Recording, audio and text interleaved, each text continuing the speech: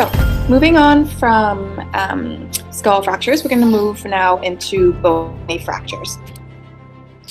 Imagine this pretty typical scenario. So a 3-year-old girl comes in with a fouche injury of the left arm after falling off a slide.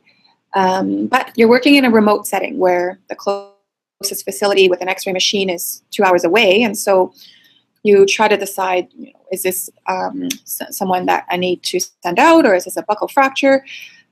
So you scan with a very specific question in mind, like is this a fracture or just a soft tissue injury? So you want to scan with a high-frequency linear transducer, and you want to place the probe over the area of tenderness, and you want to minimize the pressure by applying a lot of gel, and you want to scan usually in the longitudinal orientation. You can see it quite clearly, but you should scan the whole perimeter and in the other in the perpendicular plane as well. So findings suggestive of fracture would be cortical disruption. You could see displacement or angulation. You could have periosteal elevation. You could have joint effusions. And so, I mean, there's an arrow there, but can you guys appreciate the very subtle cortical disruption there? So this is an example of a distal radial buccal fracture. And this is what the fracture looked like on X-ray. And so in the right patient population, if getting a confirmatory X-ray would be very difficult, then perhaps you could consider using your POCUS to help you triage your patients accordingly. So for this buccal fracture, this patient was prescribed a removable wrist splint for 3 weeks and didn't require ortho follow-up because it's a very minor fracture that will heal on its own. So this first case highlights the most common indication for POCUS in bony fractures. It's the most useful in long bones, especially for diaphyseal fractures of the humerus, femur, and forearm, etc. And mostly because the cortical disruption is so easy to see in this otherwise straight linear plane. So you can see on the X-ray there, the buccal is there, and it correlates well with this straight line, and then you see this buckling there on the ultrasound. You can also see it in the transverse plane, arguably maybe a little bit trickier, but you do see that disruption there at the very end there. So this is an example of a toddler's fracture in the transverse plane, and the cortical disruption is there. This is the corresponding X-ray to that ultrasound. And there's lots of literature to support the use of ultrasound in long bone fractures. This was a big paper this year, published by Chartier et al. They did a systematic review and meta-analysis that was published in the CJEM. They assessed over 1,000 articles and selected a total of 30 papers. And they performed a systematic review, and they also performed a meta-analysis of 2 subpopulations, including pediatric forearm and adult ankle fractures. And they found that the subpopulation of pediatric forearm fractures did really well. They had sensitivities and specificities both close to 93%, and it concluded that POCUS has good accuracy for diagnosis and reduction of long bone fractures, in helping in assessing the adequacy of the alignment. And they found that it was especially true in the pediatric forearm population and adult ankle population. Here's another paper by Pourmont that's currently in the press, and it also summarizes evidence for upper and lower extremities. And as you can see, sorry, the font's a little bit small, but the sensitivity and specificities are mostly in the 80s to 90%. Another paper that got a lot of press this year is Dr. Punai's cross-sectional study that was published in Academic Emergency Medicine. And his team wanted to look at how POCUS would perform in the non-displaced forearm fractures, because you would argue in the kids who have very obvious deformity, then maybe it overinflates the test characteristics of POCUS. So they wanted to look at the fractures where it's non-displaced. And they still found that it did quite well. And so they involved 169 kids, 76 with fractures, and the primary outcome was sensitivity and specificity, both around 93-94%. And what's also unique about this paper is that they looked at secondary outcomes, which compared it to x-rays in terms of the patient-centered outcomes, like pain scores, procedure duration, and caregiver satisfaction. And they found that there were lower pain scores in ultrasound and the duration, and the caregivers were not less satisfied when they did not get the x-ray. And so there's lots of other pediatric evidence as well that concluded that it's a very highly accurate technique, and that it's very sensitive and specific, and the literature does advocate for its use.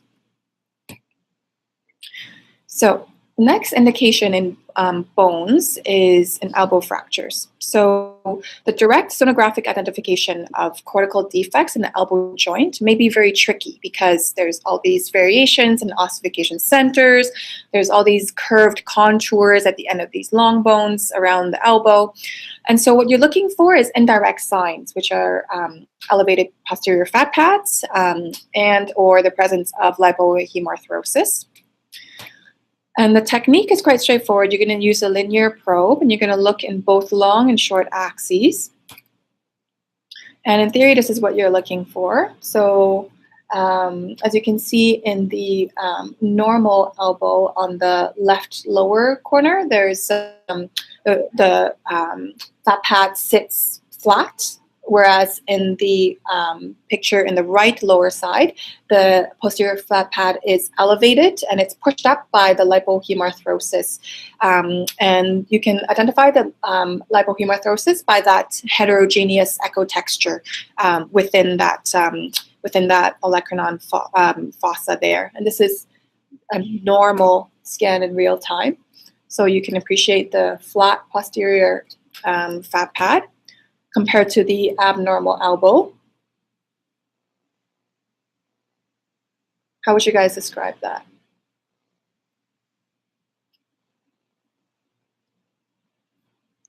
So the fat pad is being pushed up, and there is lipohemarthrosis with that heterogeneous echo texture.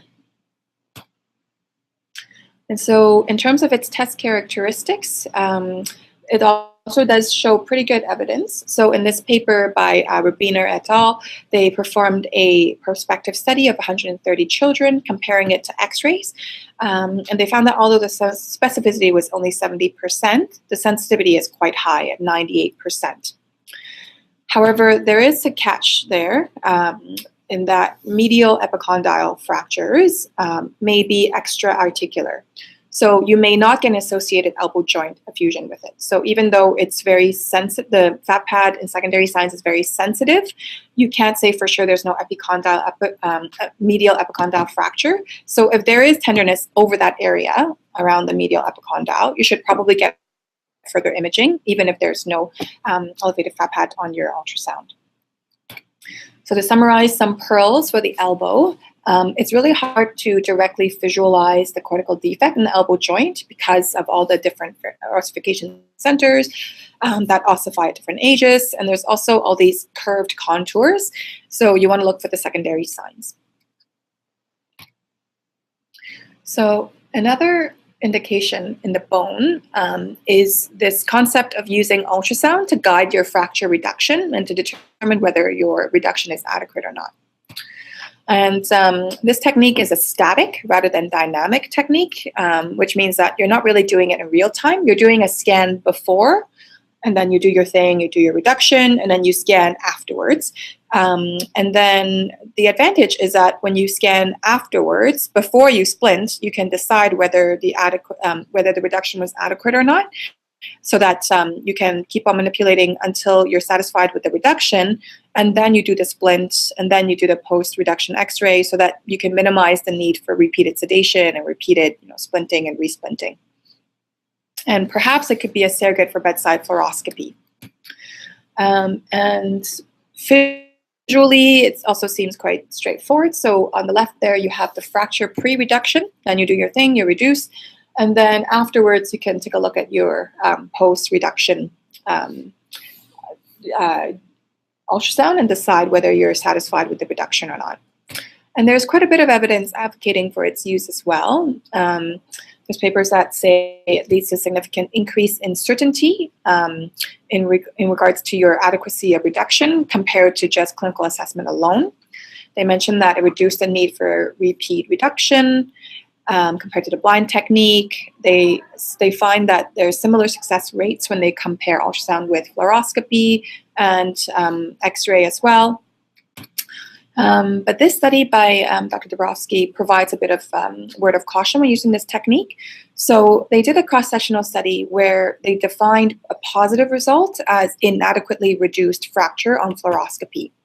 And so they looked at 100 patients, and they found actually that although it had a very high specificity of 89%, the sensitivity is only 50%. In other words, it's useful in determining that you have an adequate fracture realignment, but when you see that it may not be adequately reduced, you may need further imaging modality to help decide whether that is true.